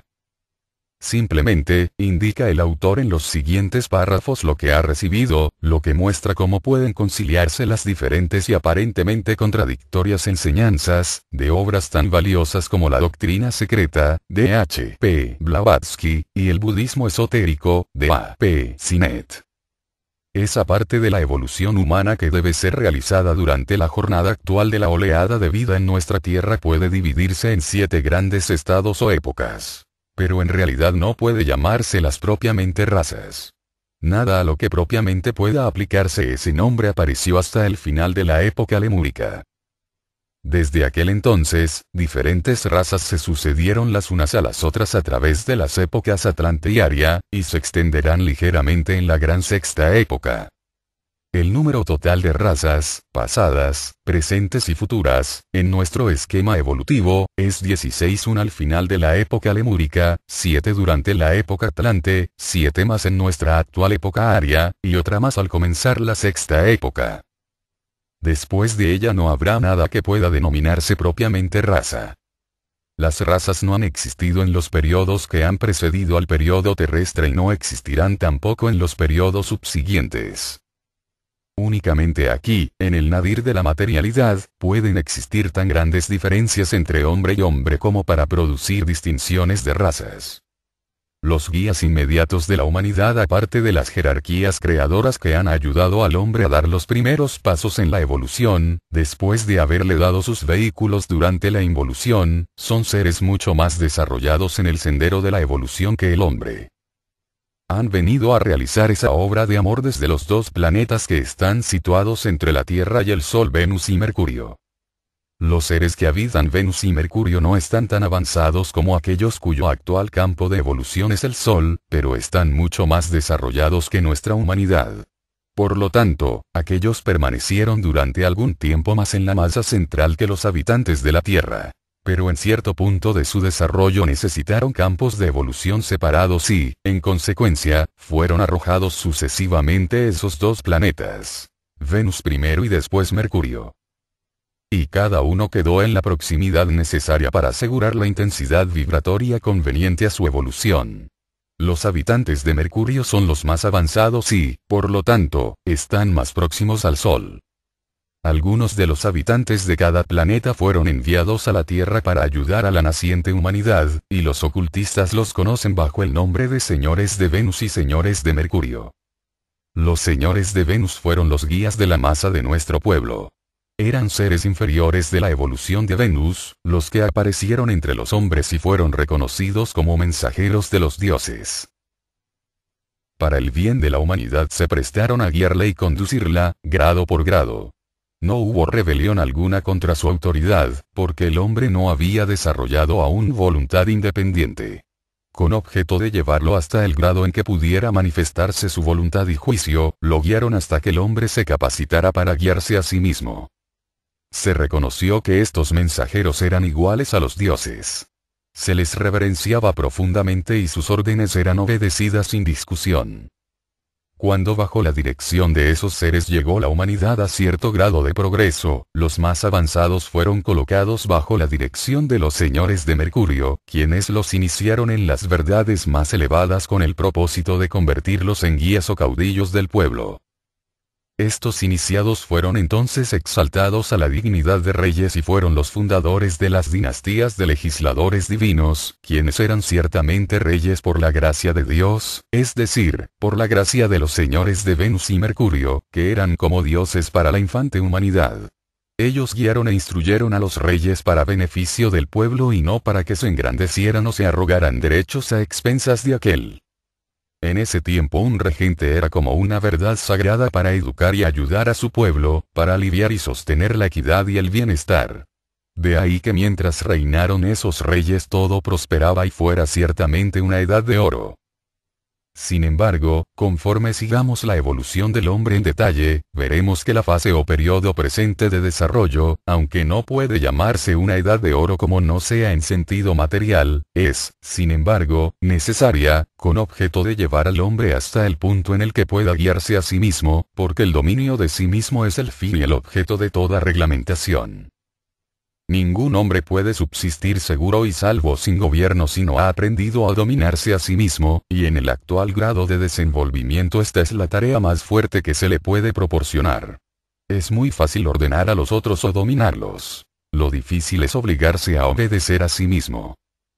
Influencia de Mercurio. El propósito de los señores de Mercurio durante todo este tiempo, así como el objeto de todos los hierofantes de los misterios desde entonces y el de todas las escuelas ocultistas y el de nuestros días, era y es el de enseñar al candidato el arte de dominarse a sí mismo. En proporción directa a la capacidad que el hombre tenga para dominarse a sí mismo, únicamente en esa proporción, estará calificado para gobernar a los demás. Si nuestros actuales legisladores o directores de las masas pudieran dominarse a sí mismos, tendríamos nuevamente el milenio o edad de oro. Así como los señores de Venus obraron sobre las masas de edades antiquísimas, así también los señores de Mercurio están trabajando actualmente sobre el individuo, capacitándolo para el dominio de sí mismo e, incidentalmente solo, no principalmente, para el dominio de los demás. Este trabajo de su parte no es más que el principio de lo que será una influencia mercurial creciente durante el resto de las 3 revoluciones y media que quedan del periodo terrestre. Durante las 3 revoluciones y media primeras Marte hizo su obra, polarizando el hierro, previniendo la formación de la sangre roja y obstaculizando la entrada del ego en el cuerpo hasta que este último hubiera adquirido el conveniente grado de desenvolvimiento. Durante las últimas 3 revoluciones y media, Mercurio obrará con objeto de librar al ego de sus vehículos más densos por medio de la iniciación. Incidentalmente puede notarse que así como Marte polarizó el hierro, así también Mercurio ha polarizado el metal que lleva su nombre, y la obra de ese metal mostrará muy bien esa tendencia de sacar al espíritu del cuerpo, de librar al primero del segundo. Esa terrible enfermedad, la sífilis, es un ejemplo del estado en que se encuentra el ego emparedado en demasiada extensión en su cuerpo. Mercurio suficiente destruye ese estado, hace perder la adherencia del cuerpo sobre el espíritu ego y permite al último la relativa libertad de que goza en las personas normales. Pero por otra parte una dosis exagerada de mercurio causa la parálisis, por libertar al hombre demasiado del cuerpo denso impropiamente. Los señores de Mercurio enseñaron al hombre a abandonar y penetrar en el cuerpo a voluntad, a funcionar en sus vehículos superiores independientemente del cuerpo denso, de manera que este último se convirtió en una casa confortable y alegre en vez de ser una oscura prisión, un útil instrumento en vez de una cárcel. Por lo tanto, la ciencia oculta habla del periodo terrestre como Marte, Mercurio, y, en realidad, puede decirse en verdad que hemos estado en Marte y que vamos hacia Mercurio, según se dice en una de las obras ocultistas mencionada anteriormente. Es también cierto, sin embargo, que nunca hemos habitado el planeta Marte, ni estamos viviendo ahora en la Tierra, para ir a vivir en el futuro al planeta Mercurio, como otra de las obras mencionadas indica, con la intención de corregir un error de la primera. Estando Mercurio actualmente postergado, ejerce muy poca influencia sobre nosotros, pero está emergiendo del periodo de reposo planetario, y conforme vaya pasando el tiempo, su influencia se irá haciendo más y más evidente como factor de nuestra evolución. Las razas venideras obtendrán mucha ayuda de los mercurianos, y los pueblos que las sigan en épocas y revoluciones posteriores obtendrán aún más, la raza lemúrica. Nos encontramos ahora en condiciones de comprender las indicaciones que siguen referentes a las entidades humanas que vivieron en la última parte de la época lemúrica, a quienes podemos llamar la raza lemúrica. La atmósfera de la Lemuria era todavía muy densa, un tanto parecida a la niebla ígnea del periodo lunar, pero más densa.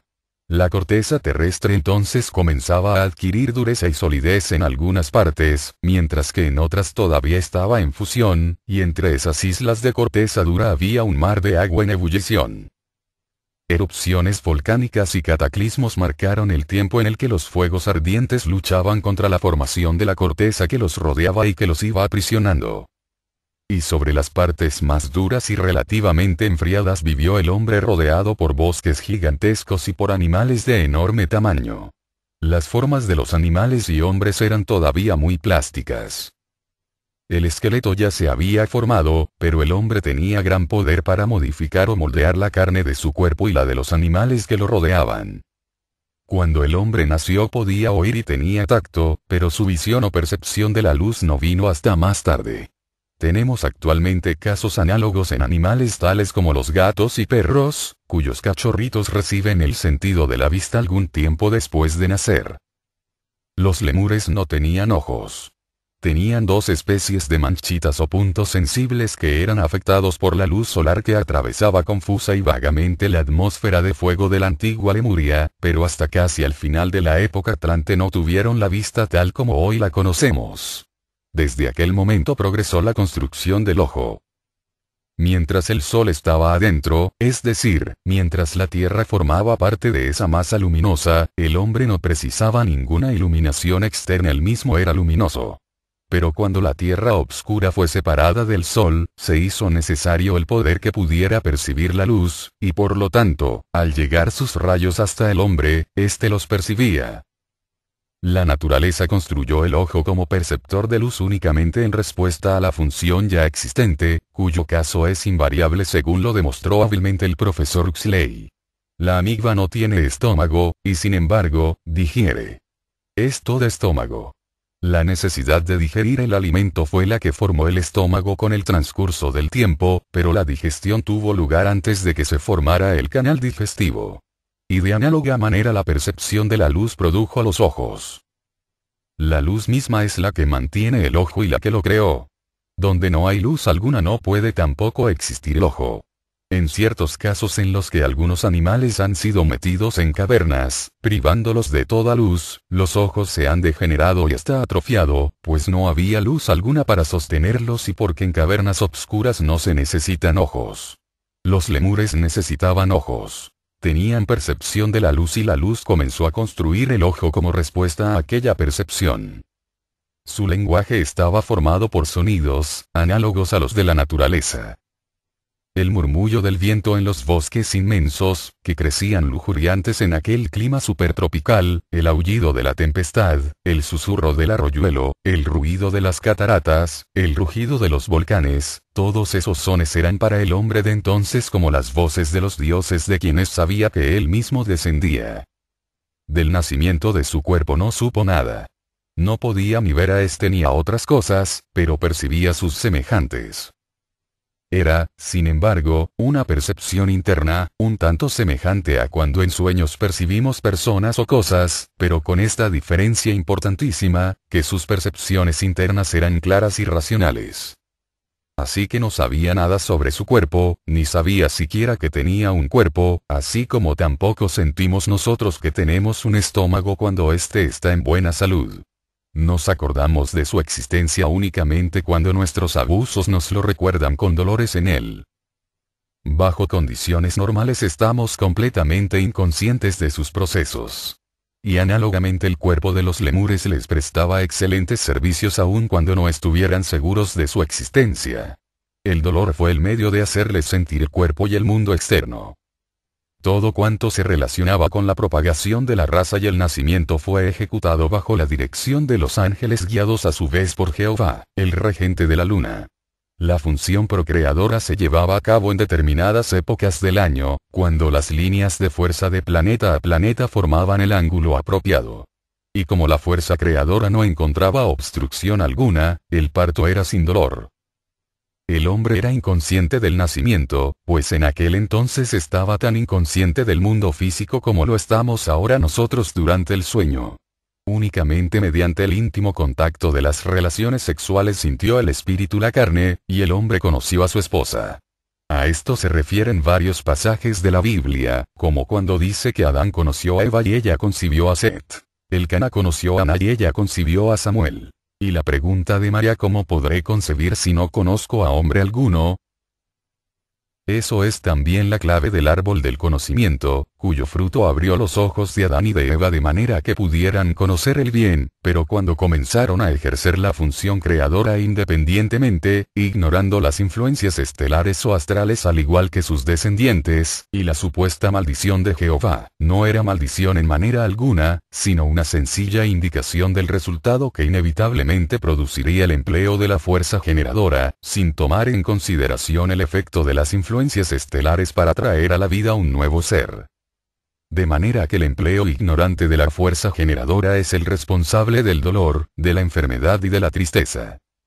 El lémur no conocía la muerte porque, cuando en el transcurso de largas edades se inutilizaba su cuerpo, entraba en otro, completamente inconsciente del cambio. Su conciencia no estaba enfocada en el mundo físico, y, en consecuencia, abandonar su cuerpo para tomar otro, para él no era más que como la caída de una hoja seca del árbol, la que es sustituida enseguida por un nuevo brote. El lenguaje era para los lemures algo santo. No era, como el nuestro, un simple arreglo de sonidos. Cada sonido emitido por los lemures tenía poder sobre sus semejantes, sobre los animales y hasta sobre la naturaleza que los rodeaba. Por lo tanto, bajo la dirección de los señores de Venus, quienes eran los mensajeros de Dios, emisarios de las jerarquías creadoras, el poder del lenguaje fue empleado con gran reverencia, como algo extraordinariamente santo. La educación de los niños difería grandemente de la de las niñas. Los métodos educativos de los lemures parecerían chocantes para nuestra más refinada sensibilidad. Para no herir los sentimientos del lector, únicamente hablaremos del menos cruel de todos ellos. Por inhumano en extremo que pueda parecer, débese recordar que el cuerpo de los lemures no estaba tan altamente sensibilizado como los cuerpos humanos de nuestros días, y que únicamente mediante prácticas durísimas podía llegarse a su conciencia extremadamente obscura y pesada. En el transcurso del tiempo, conforme la conciencia se iba despertando, esas prácticas crueles fueron abandonándose por innecesarias, pero en aquel entonces eran indispensables para despertar las adormecidas fuerzas del espíritu a la conciencia del mundo externo. La educación de los niños estaba especialmente encaminada a desarrollar la voluntad. Se les hacía luchar unos contra otros, y esas luchas eran extremadamente brutales. Se les empalaba, pero dejándolos de manera que pudieran desempalarse a voluntad, para ejercitar el poder de la voluntad debían quedarse allí, a pesar del dolor. Aprendían a mantener sus músculos en tensión y a llevar inmensas cargas para ejercitar la voluntad. La educación de las niñas estaba encaminada al desarrollo de la facultad imaginativa. Y también se les sujetaba a prácticas inhumanas y severas. Se las metía en los bosques inmensos, para que el sonido del viento entre la fronda les hablara, y se las abandonaba en medio de la furia de las tempestades y de las inundaciones. De esta suerte aprendían a no temer esos paroxismos de la naturaleza y a percibir únicamente la grandeza de los elementos en lucha. La frecuencia de las erupciones volcánicas era también de gran valor como medio educativo, conducente muy especialmente al despertar de la memoria. Tales métodos educacionales estarían completamente fuera de lugar en nuestros días, pero no perjudicaron a los lemures porque no tenían memoria. No importaba cuán dolorosas o aterrorizantes fueran las experiencias soportadas. Una vez pasadas se olvidaban inmediatamente. Las terribles experiencias citadas tenían por objeto despertar la memoria, imprimir en el cerebro esos impactos violentos y repetidos constantemente, porque la memoria es necesaria para que las experiencias del pasado puedan emplearse como guía de la acción. La educación de las niñas desarrollaba la memoria germinal y vacilante. La primera idea de bien y mal fue formulada por ellas debido a sus experiencias, que obraron fuertemente sobre su imaginación. Las experiencias que producían el resultado esperado se consideraban como buenas, mientras que las que no producían el tan anhelado resultado eran consideradas malas. Así que la mujer fue el precursor de la cultura, siendo la primera en desarrollar la idea de una buena vida, por lo que la mujer se hizo un exponente muy estimado entre los antiguos, y en este respecto ella ha estado a la vanguardia noblemente desde entonces.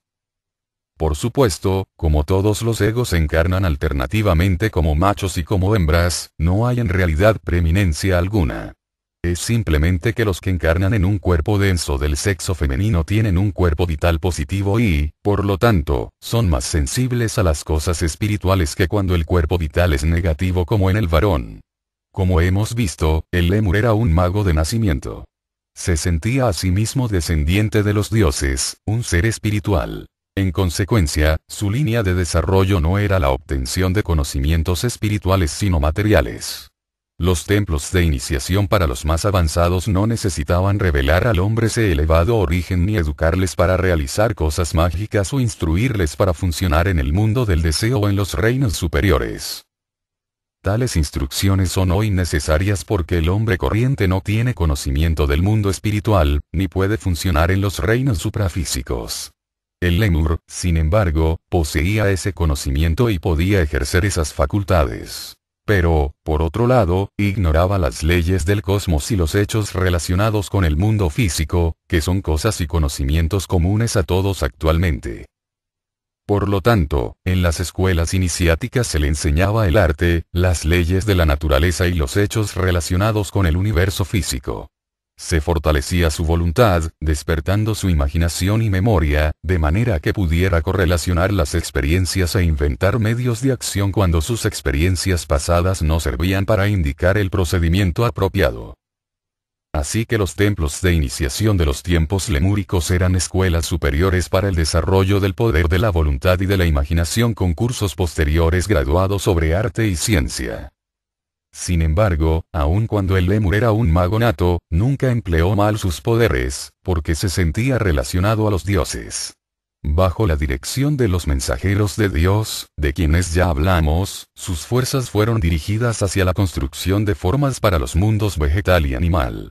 Para el materialista puede ser muy difícil comprender cómo pudieron efectuar esa obra si no podían ver el mundo en torno de ellos. Es cierto que no podían ver tal como comprendemos esa palabra o como vemos actualmente los objetos exteriores con nuestros ojos físicos.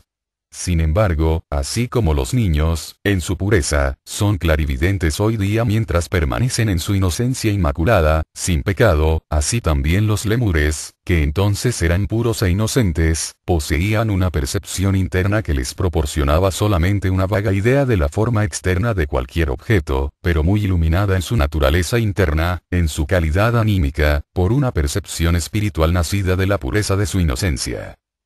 La inocencia, sin embargo, no es sinónima de virtud. La inocencia es la infancia de la ignorancia y no puede conservarse en un universo en el que el propósito de la evolución es la adquisición de la sabiduría. Para llegar a ese fin, el conocimiento del bien y del mal, de lo justo y de lo injusto, es esencial, así como también la libertad de elección en el obrar. Si poseyendo el conocimiento y la libertad de elección el hombre se coloca del lado del bien y de lo justo, cultiva la virtud y la sabiduría. Si sucumbe a la tentación y hace el mal con conocimiento, desarrolla el vicio. Pero el plan de Dios no puede ser llevado a la nada, sin embargo. Cada acto es una semilla para la ley de consecuencia. Recogemos lo que sembramos. La cizaña de las malas acciones lleva en sí flores de tristeza y sufrimiento, y cuando sus semillas han caído en el corazón castigado, cuando han sido humedecidas por las lágrimas del arrepentimiento, la virtud florecerá después en él definitivamente. No es una verdadera bendición la seguridad de que a pesar del mal que hagamos el bien triunfará al fin, porque en el reino de nuestro Padre solo el bien triunfará al fin, porque en el reino de nuestro Padre solo el bien puede perdurar. Por lo tanto, la caída con su consiguiente dolor y sufrimiento no es sino un estado temporal que vemos como a través de un cristal empañado, pero pronto nos encontraremos frente a frente con Dios, a quien perciben los puros de corazón, dentro y fuera de sí mismos. La caída del hombre esta es, cabalísticamente descrita, la experiencia de una pareja, la que, por supuesto, representa a la humanidad. La clave se encuentra en el versículo en el que el mensajero de los dioses dice a la mujer: parirás a tus hijos con dolor. La misma se encuentra en la sentencia de morir que fue pronunciada al mismo tiempo. Se observará que, anteriormente a la caída, la conciencia no estaba enfocada en el mundo físico. El hombre estaba inconsciente de la propagación, del nacimiento y de la muerte. Los ángeles que tenían a su cargo y trabajaban el cuerpo vital, el medio de propagación, regulaban la función procreadora y juntaban los sexos en ciertas estaciones del año, empleando las fuerzas solares y lunares cuando podían producir las condiciones más propicias para la fecundación, realizándose la unión inconscientemente de parte de los participantes al principio, pero más tarde produjo un conocimiento físico momentáneo. Entonces el periodo de la gestación no ocasionaba molestia alguna y el parto de hacía sin dolor, estando sumergidos los padres en un sueño profundo. El nacimiento y la muerte no implicaban soluciones de continuidad en la conciencia y, por lo tanto, no existían para los lemures. Su conciencia estaba dirigida directamente hacia adentro. Percibía las cosas físicas de una manera espiritual, como cuando las percibimos en sueños, en cuyo momento todo lo que vemos está dentro de nosotros mismos. Cuando sus ojos fueron abiertos y su conciencia fue dirigida hacia afuera, a los hechos del mundo físico, se alteraron esas condiciones. La propagación fue dirigida no por los ángeles, sino por el hombre, quien ignoraba la operación de las fuerzas solares y lunares. Y también abuso de la función sexual, empleándola para gratificar sus sentidos, siendo el resultado de todo esto que el dolor acompañó el proceso de la gestación y nacimiento. Entonces su conciencia se localizó en el mundo físico, si bien todas las cosas no se le aparecieron con nitidez hasta la última parte de la época Atlante. Solo entonces comenzó a conocer la muerte debido a la solución de continuidad que se producía en su conciencia cuando pasaba a los mundos superiores después de morir y cuando retrocedía al mundo físico para renacer. La apertura de sus ojos se efectuó de la siguiente manera. Recordaremos que cuando se separaban los sexos, el macho se convirtió en una expresión de la voluntad, que es una parte de la doble fuerza anímica del alma, expresando la hembra, por su parte, la imaginación. Si la mujer no fuera imaginativa, no podría construir el nuevo cuerpo en su matriz y los espermatozoides no serían tampoco la concentración de la voluntad humana, no pudiéndose por lo tanto, realizar la impregnación y comenzar la germinación, la que resulta de la continuada segmentación del óvulo. Esas dos fuerzas, voluntad e imaginación, son ambas necesarias para la propagación de los cuerpos. Desde la separación de los sexos, una de esas dos fuerzas permanece, sin embargo, con cada individuo, y únicamente la parte que se da es utilizable para la generación. De ahí la necesidad para el ser unisexual que expresaba una sola clase de fuerza anímica, de unirse a otro que expresara la fuerza anímica complementaria. Esto ya fue explicado anteriormente. Además, la parte de fuerza anímica no utilizada en la propagación es utilizable para el crecimiento interno. Mientras el hombre empleara totalmente la doble fuerza sexual para la generación, no podría realizar nada en el sentido de crecimiento anímico propio. Pero desde entonces la parte no empleada mediante los órganos sexuales ha sido apropiada por el espíritu para construir el cerebro y la laringe para su expresión. Así seguía construyendo el hombre durante la última parte de la época lemúrica y los primeros 2/3 de la época Atlante, hasta que, por medio del ya mencionado empleo de la mitad de su fuerza sexual, se convirtió en un ser pensante, razonador, completamente consciente. En el hombre, el cerebro es el eslabón entre el espíritu y el mundo externo. No puede saber nada acerca del mundo externo sino por intermedio del cerebro. Los órganos de los sentidos son simples conductores que llevan al cerebro los choques del exterior, y el cerebro es el instrumento que interpreta y coordina esos impactos, choques o impresiones. Los ángeles pertenecen a una evolución diferente y no han estado nunca aprisionados en un cuerpo tan denso y pesado como el nuestro. Aprendieron a obtener conocimiento sin necesidad de cerebro físico. Su vehículo inferior es el cuerpo vital. La sabiduría vino a ellos como un don, sin necesidad de laborioso pensamiento a través de un cerebro físico. El hombre, sin embargo, tuvo que caer en la generación y trabajar para su conocimiento. El espíritu, por medio de una parte de la fuerza sexual dirigida hacia adentro, construye el cerebro para ir atesorando el conocimiento del mundo físico, y la misma fuerza se sigue empleando para alimentar y seguir construyendo el cerebro hoy en día. La fuerza estará mal empleada mientras el hombre la conserve, pues debería salir para procrear, pero el hombre la retiene con propósitos egoístas. No sucede así con los ángeles. Estos no han experimentado división alguna de sus poderes anímicos, y, por lo tanto, pueden exteriorizar su doble fuerza anímica sin reservarse nada egoístamente.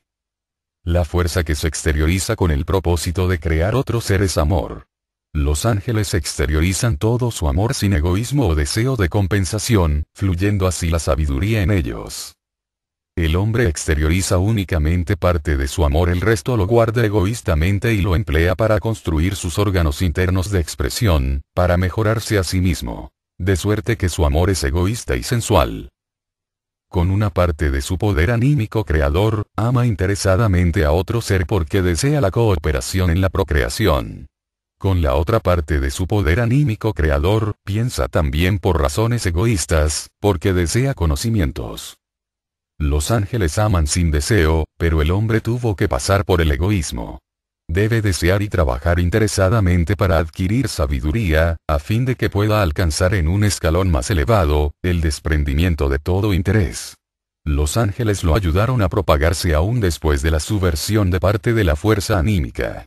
Lo ayudaron también a construir el cerebro físico, pero no tenían conocimiento alguno que pudiera ser transmitido por su intermedio, porque no sabían cómo usar tal instrumento y no podía hablar directamente a un ser con cerebro.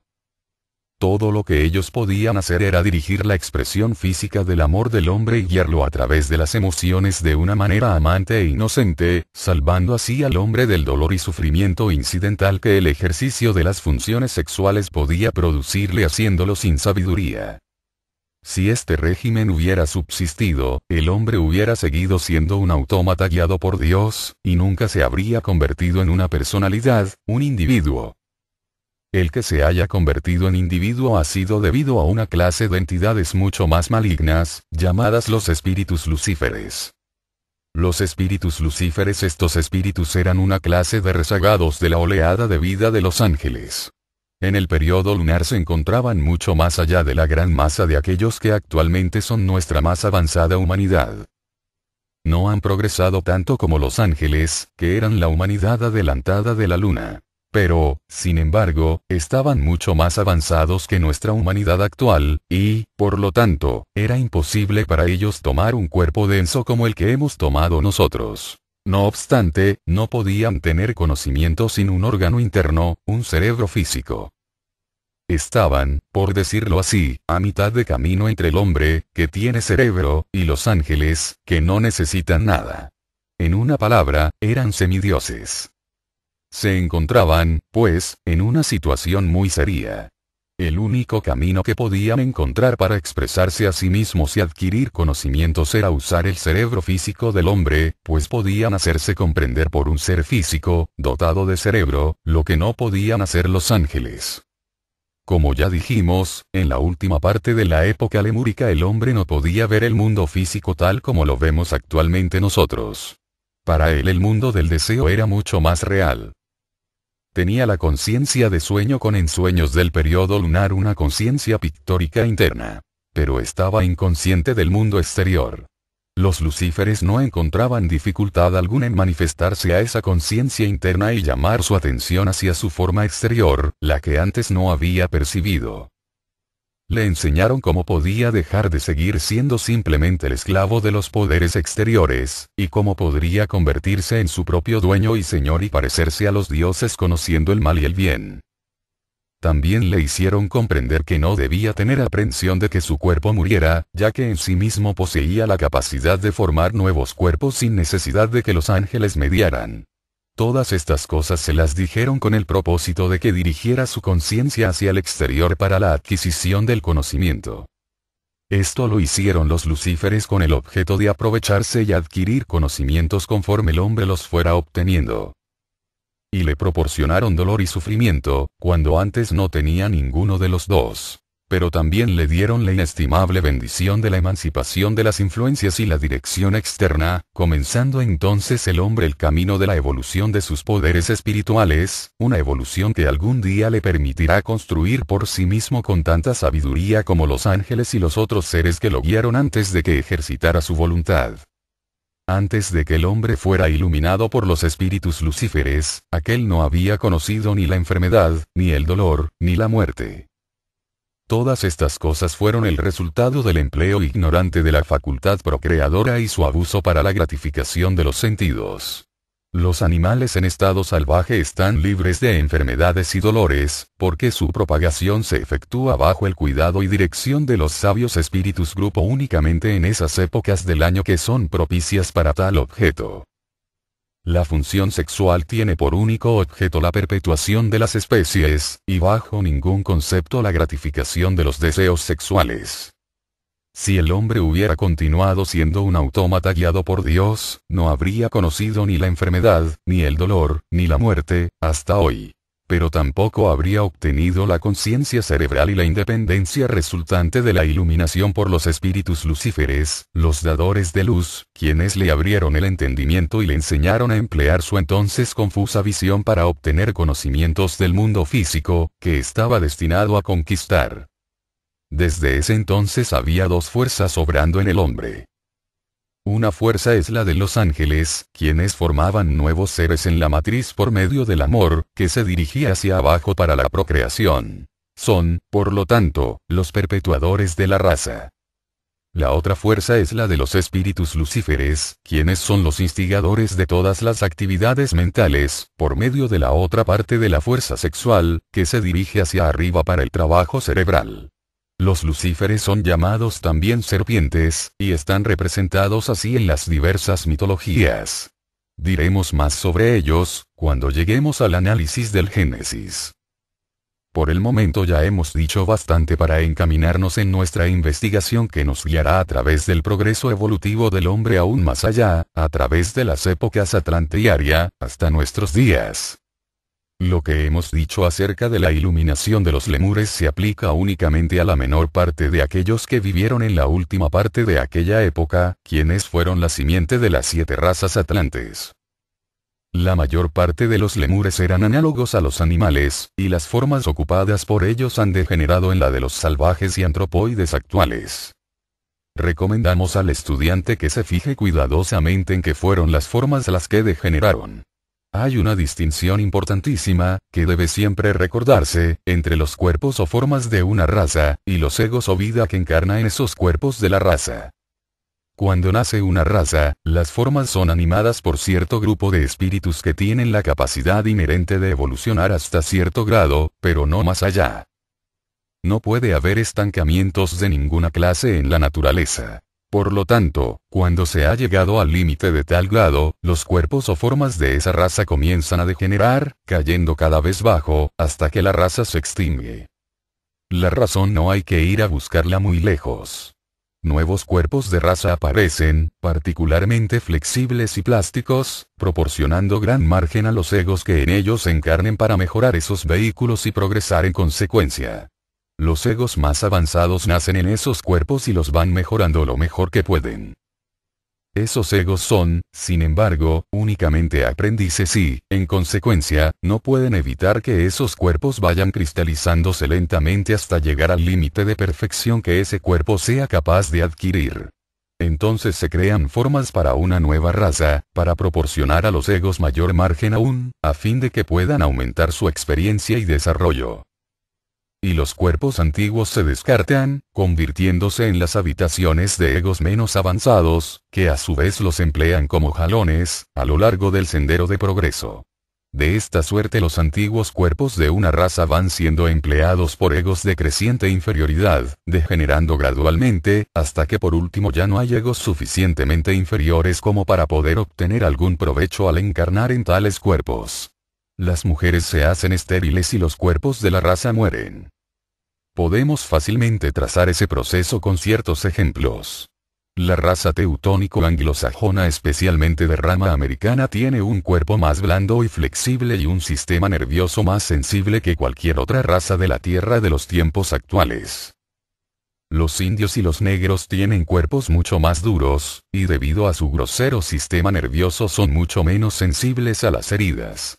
Un indio continúa luchando después de recibir heridas cuyo solo choque hubiera postrado o matado a un blanco, en tanto que el indio se restablece inmediatamente. Los aborígenes australianos son un ejemplo notable de la muerte de una raza, debido a su esterilidad, a pesar de todos los esfuerzos que el gobierno británico está haciendo para perpetuarles.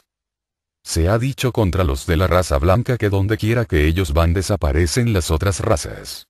Los blancos han sido acusados de haber ejercido terribles opresiones sobre las otras razas, habiendo, en muchos casos, masacrado a multitudes de nativos indefensos e insospechables, como lo prueba la conducta de los españoles con los antiguos peruanos y mexicanos, si hemos de concretar uno entre tantos ejemplos. Las obligaciones resultantes de tales abusos de confianza y de la inteligencia y poder superior se pagarán. Oh sí. Hasta el último grano, por los que en ello incurrieron. Mas es igualmente cierto, sin embargo, que aun cuando los blancos no hubieran masacrado, esclavizado, martirizado y maltratado a las antiguas razas, estas últimas hubieran muerto por sí solas, si bien más lentamente, porque tal es la ley de la evolución, el orden de la naturaleza. En el futuro, los cuerpos de las razas blancas cuando sean habitados por egos que actualmente tienen cuerpos de raza roja, negra, amarilla o morena, habrán degenerado tanto que también desaparecerán, para tomar en su lugar otros y mejores vehículos. La ciencia habla únicamente de la evolución, pero no considera las líneas de degeneración, que, con lentitud pero seguramente, están destruyendo los cuerpos que se han cristalizado tanto que no pueden ya mejorarse.